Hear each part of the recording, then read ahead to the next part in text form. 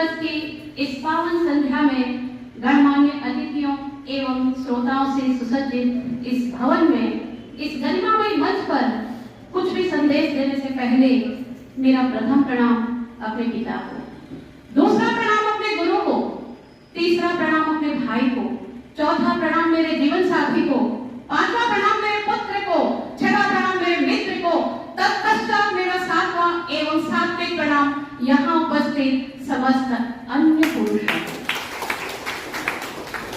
अब कईयों के मन में यह प्रश्न उठता होगा कि आखिर इतने गणमान्य व्यक्तियों को आखिरी में प्रणाम क्यों, पहले क्यों नहीं?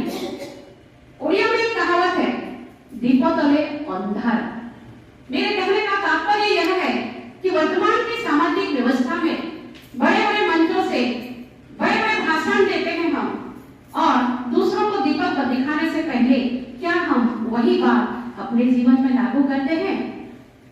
तो फिर इस अनोखे कार्यक्रम की शुद्धता होने के नाते निस्संदेह पहला प्रश्न मुझसे ही पूछा जाएगा और मेरा उत्तर होगा हाँ। क्यों? क्योंकि जिस परिवेश में सिर्फ और सिर्फ नारी को ही महान बताया जाता हो, जहां उसके विपरीत जाकर उसके बाद विदेशों से भारत की धरती पर आए खोखले फेमिनिज्म के विपरीत जाकर तथा जब चाहा जैसे चाहा पुरुषों पर आरोप लगाकर विक्टिम कार्ड खेलने वाली मानसिकता के विपरीत जाकर यदि आज हम जैसी कुछ साधारण महिलाएं पुरुषों की वेदना और संवेदना को समाज के समक्ष रखने का प्रयास कर पा रही हैं, तो निस्संदेह ये हमारे पिता, पुत्र, भाई और स्वामी का हम पर विश्वास और भरोसे का परिणाम है, उनके प्रेरणा और प्रोत्साहन का परिणाम है।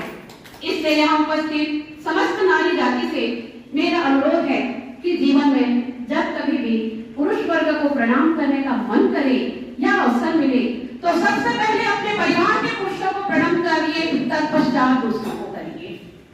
वर्तमान 21वीं सदी में बड़े सुंदर तरीके से अधिकतर नारी के दिमाग में यह फिट कर दिया गया है कि हर कामयाब पुरुष के पीछे एक नारी का हाथ होता है। मैं मानती हूँ कि एक स्त्री का हाथ भी होता है, लेकिन वो कामयाब पुरुष किसी का बेटा भी तो है। अरे एक पिता की पूरी जवानी खप जाती है अपने बेटे को बनाने में, अपनी बेटी को बनाने में, कभी माँ को समझाने में तो कभी अपनी पत्नी को मनाने में। क्या मैं गलत कह रही हूँ?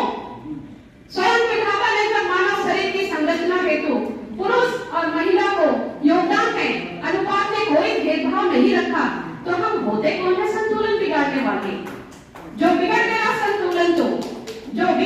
संतुलन तो फिर कैसे चले द्विचक्री वाहन? एक की वायु कम होने पर दूसरी पहिया फट जाएगी, एक की हस्ती हुई जो हावी दूसरी हस्ती मिट जाएगी। बड़े दुख और खेद से साथ मुझे कहना पड़ रहा है कि पूरे विश्व में सबसे अधिक आत्महत्याएं भारत में होती हैं, और उसमें भी पुरुषों की संख्या महिलाओं से दुगनी है। इसलिए अब समय आ गया है कि कारण का पता करके निवारण की व्यवस्था की जाए।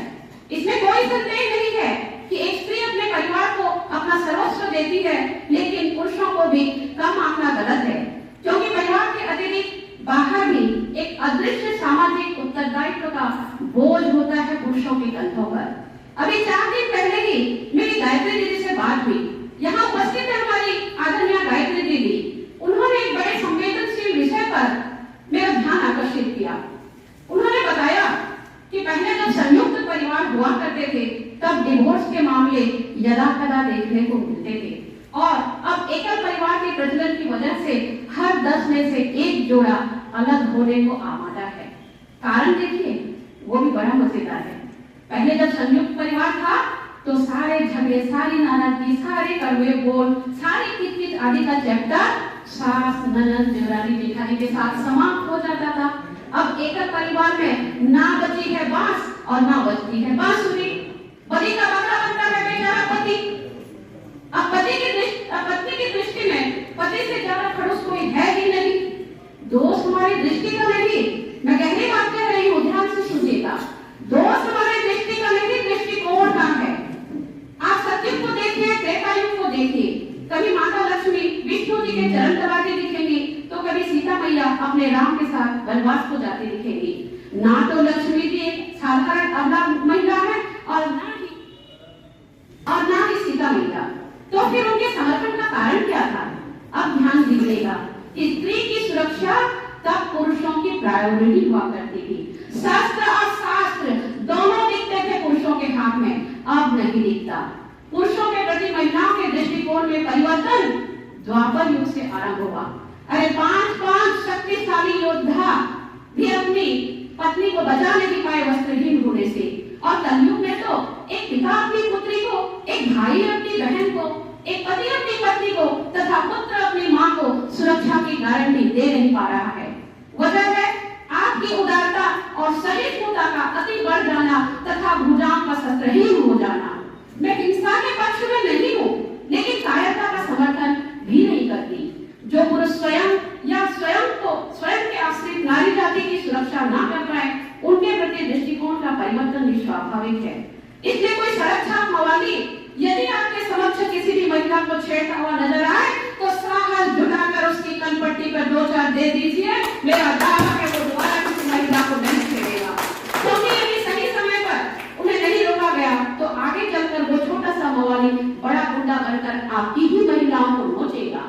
मैं माफी चाहती हूँ, बड़ी विनम्रता के साथ माफी चाहती हूँ कि अहिंसा के पुजारी परम पूज्य गांधी बाबू के भवन में उन्हीं की फोटो के सामने, उन्हीं की छत के नीचे, उन्हीं के अधूरे वाक्य अहिंसा परमो धर्मः को पूरा करते हुए धर्म हिंसा तथा वज्र का मैं आह्वान करती हूँ। का समर्थन कीजिए, मन करता है तो ताली भी बजाइए, क्योंकि अपने बापों के छत के नीचे डरने की जरूरत किसी को ना है। वो न सिर्फ मेरे, आपके, इनके, उनके, बल्कि पूरे राष्ट्र के पिता थे। उन्होंने अपने दायित्व का निर्वहन भी किया। बेटों ने झगड़ा किया तो दलित भी विलंब नहीं किया उन्होंने, ना लोभ किया, और तुरंत अपनी सारी संपत्ति का बंटवारा 1947 में ही कर दिया। लेकिन अब पिताजी नहीं रहे, इसलिए झगड़े का समाधान तथा अपने और अपने लोगों की सुरक्षा का उत्तरदायित्व आपको स्वयं को निभाना है। गर्व दिखे उद्दंड कोई, गर्व दिखे उद्दंड कोई, उसे दंड मिलनी चाहिए। हे पुरुषोत्तम कहाँ हो तुम, पौरुष झलकनी चाहिए। बड़े दुख की बात है कि कुछ असुरों के वंशज आपको खुलेआम चुनौती देते हैं। 15 मिनट सुरक्षा हटाने पर उनके एक बंदे आपके 4 को काटने की धमकी देते हैं और आप एक कान से सुनकर दूसरे कान से निकाल देते हैं।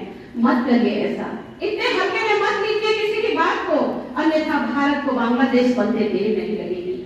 अरे वो 1/4 की काउंटिंग समझते हैं, वो 1/4 की काउंटिंग समझते हैं, तो उन्हें 4/1 का फॉर्मूला बताइए उनको भी कि अगर उनका एक बंदा आपके 4 के सामने आए तो सही, इधर भी 4 कंधों पर एक कीर्ति उठाने की परंपरा भी जिंदा है।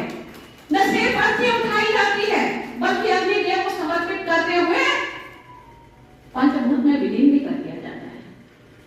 मां भारती की स्नेहिल और शीतल मिट्टी के तले 6-6 फुट 8-8 फुट की जमीन में हाथ पैर पसार कर वर्षों तक सोए रहने की कीमत वो नहीं समझते, लेकिन आपको समझना होगा। इसलिए बंद करिए कायरों वाली भीड़ का हिस्सा बनना, साहस का परिचय दीजिए, क्योंकि एक शेर को शेर बनने के लिए पहले शेर जैसा दिखना पड़ता है। इसलिए हर गली, हर चौराहे पर, नुक्कड़ पर, पान की दुकान पर, चाय की दुकान पर या कहीं भी आप एकत्रित होते हो तो मां भारती की आंतरिक सुरक्षा पर चर्चा अवश्य कीजिए। पड़ोसी को कोई अधिकार नहीं है कि वो अपने घर का कचरा जबरन हमारी सीमा में घुसपैठ कराए। अब पक्ष और विपक्ष से ऊपर उठकर निर्णय लेना होगा। कल सत्ता में कोई और था, आज कोई और है, तो कल हो सकता है कोई और भी होगा। इसलिए बात किसी व्यक्ति या नेता की नहीं, विचारधारा की होनी चाहिए। मां और मातृभूमि से बड़ा कोई नहीं है, क्योंकि यदि ये सुरक्षित है तो आप सुरक्षित हैं, आप सुरक्षित हैं तो हम सुरक्षित हैं, और हम सुरक्षित हैं तो परिवार सुरक्षित है। परिवारों से बनती है बस्ती, परिवारों से बनती है बस्ती, बस्तियों से बनते नगर, नगरों से है राज्य बनता, राज्य से मेरा वतन।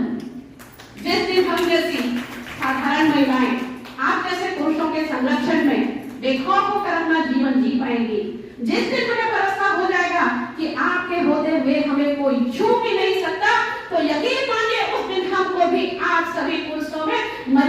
पुरुषोत्तम राम लिखने लगेंगे। दो कदम करे हम चले तो दो कदम तुम भी चलो, दो कदम करे हम चले तो दो कदम तुम भी चलो, छोड़ दो जित श्रेष्ठता की संभावना